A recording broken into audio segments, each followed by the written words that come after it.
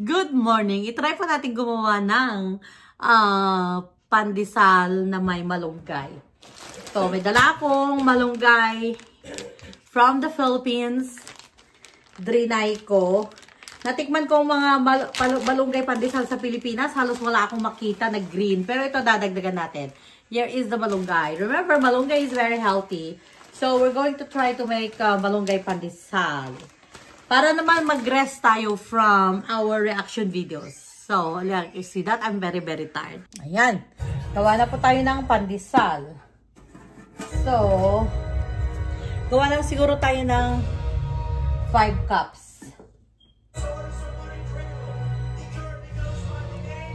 1, 2,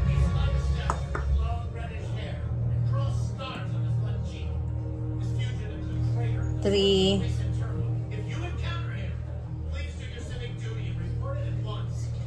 4,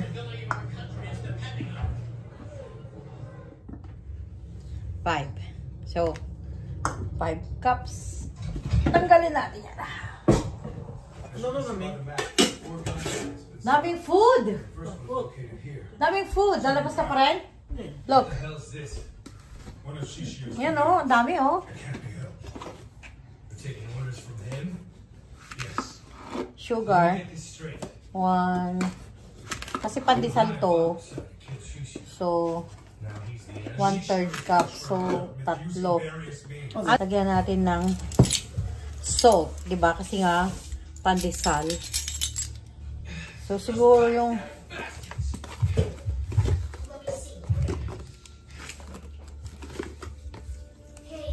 1. Talagyan ko siguro ng gusto ko na maalat ng konti.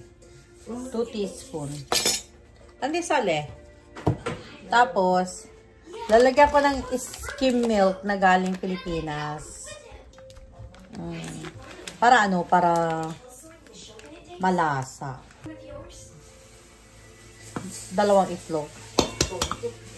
Yeah. Tapos itong eggshell, lalagyan natin sa garden.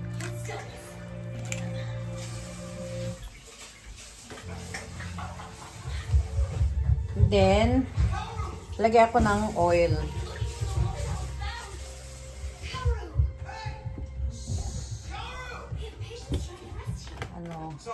Oil na lang ilalagay ko kaysa butter. Margarine. Ayan o, rice bran oil para healthy konti. Healthy hand. Ayan na siya. And then, I'm gonna put quick rice.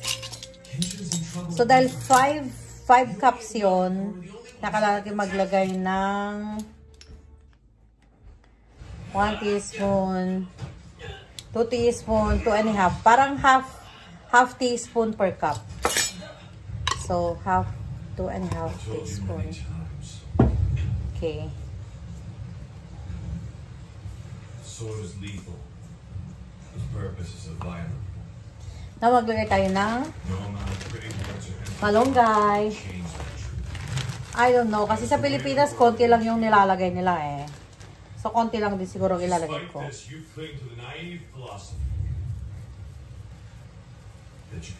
Halos wala kang makitang malunggay yung mga kinain ko sa Pilipinas. Pre-freezer ko to. So, pinatuyo ko muna sa Pilipinas ng konti. And then, pagdating dito, naka-freezer. Kasi baka mamaya magbago ng I don't know, taste. Okay. So, healthy han.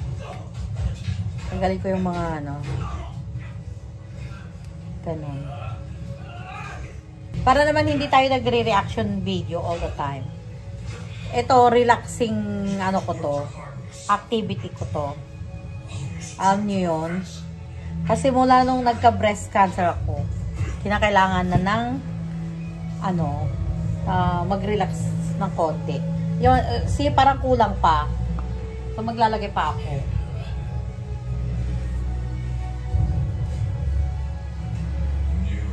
Ang dami naman ito eh. Yan, siguro yan.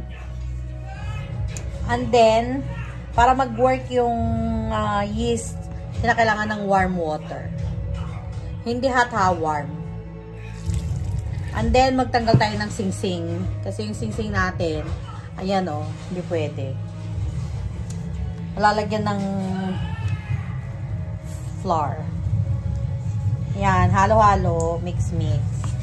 Pinas, halos wala akong makita. Konti-konti lang. Pero dapat, kaya nga malunggay pandesal, di ba? Kasi dapat may malunggay. I think gusto kong dagdagan pa. Kasi wala pa akong nakikita. Yan. Yan. Let's get crazy and put more malunggay. Yan. So, see that? Okay na siya. May green-green na. Dagdagan pa natin ng tubig. Basta warm lang yung tubig nyo. Huwag hot. Hindi ko alam kung paano sa Celsius, pero pag Fahrenheit, between 90 to 110 degrees Fahrenheit. Naparamihan tayo ng tubig, pero okay lang kasi pwede kang magdagdag ng konting flour. Hindi ko kasi pwedeng sabihin yung measurement kasi depende kung anong flour yung ginagamit. Kahit nga dito, may mga flour na it needs a lot, it needs more water, at merong mga flour na kailangan lang na mas konti. So, depende talaga.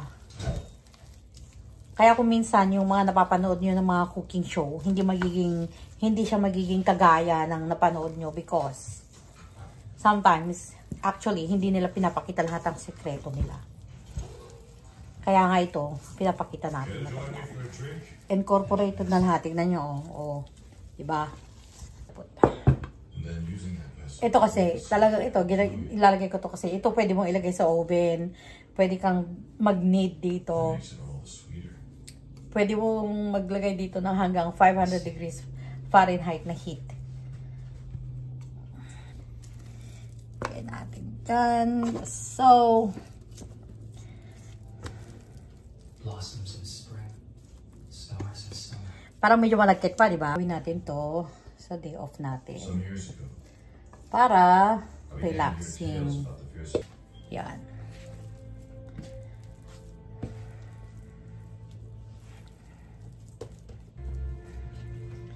Now we start kneading.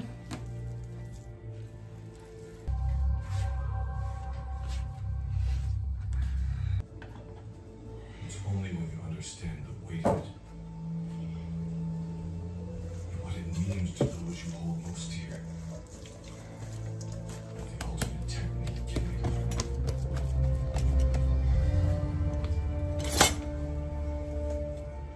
My life.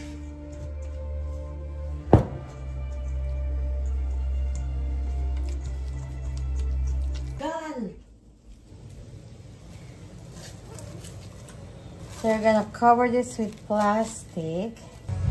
Cover with heavy towel. And then, maghintay tayo ng probably 45 minutes to 1 hour. We'll be back. Okay. After an hour, sandali para makita nyo ha. Yan. So, ito na siya. So, the size has doubled. Yan. Punch ng air. Okay.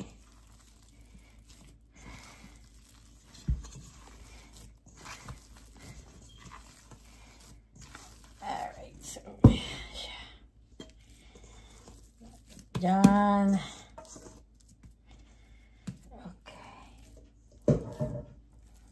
Yan. Kaya amoy malunggay. Yan. Ganda ng dough. So,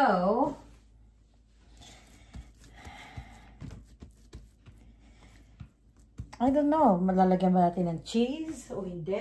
Lagyan natin ng cream cheese. Yan. Maglagay tayo ng cream cheese. So, gagawin natin ganito.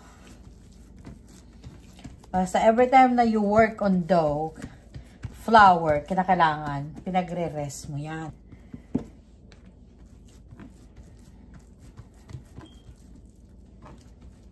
Oh, it looks nice.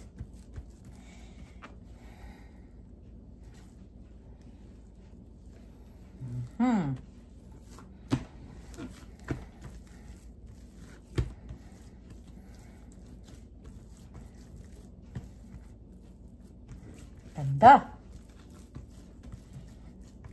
May malunggay. Smells malunggay. Siyempre, di ba may malunggay kasi?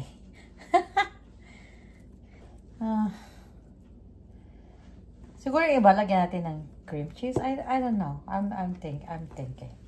Okay, so, bilog natin.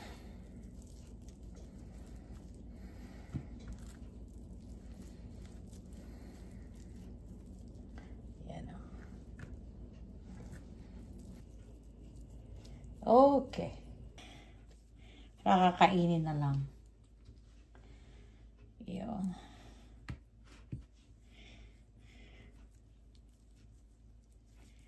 Yun. Ganon. Then, nilagay natin siya dito.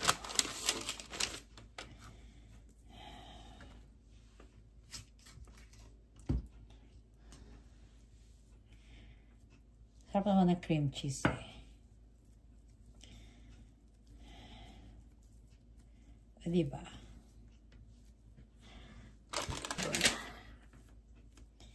And this one, and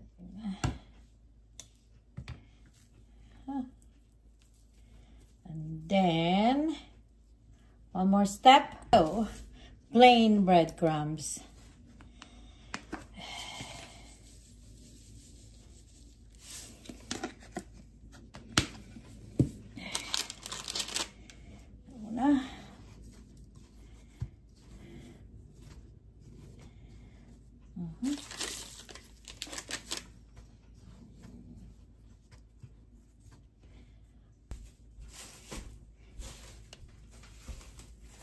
Cover ulit natin kasi kailangan natin siyang i-rest again. Every time you work on ng flour, ng harina, kailangan nire-rest pag ginagalaw mo siya. Para hindi magiging matigas yung tinapay.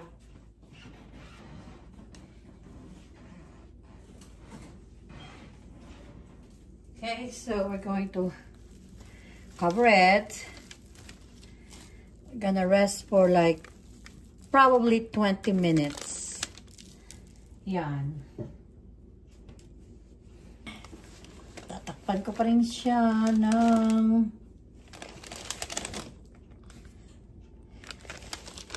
yan. We'll be back.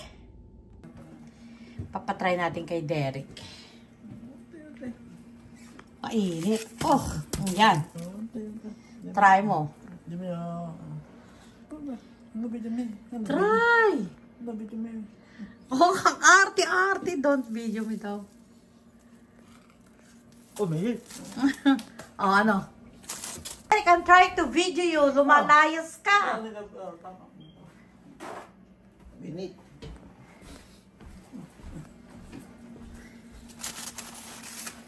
Sige nga. Ha? Ano?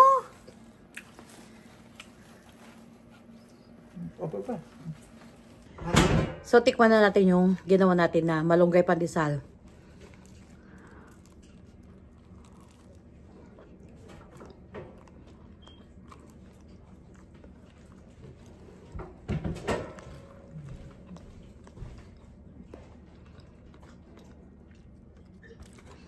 Mas masarap naman to kaysa yung natikman ko mapandesal sa Pilipinas.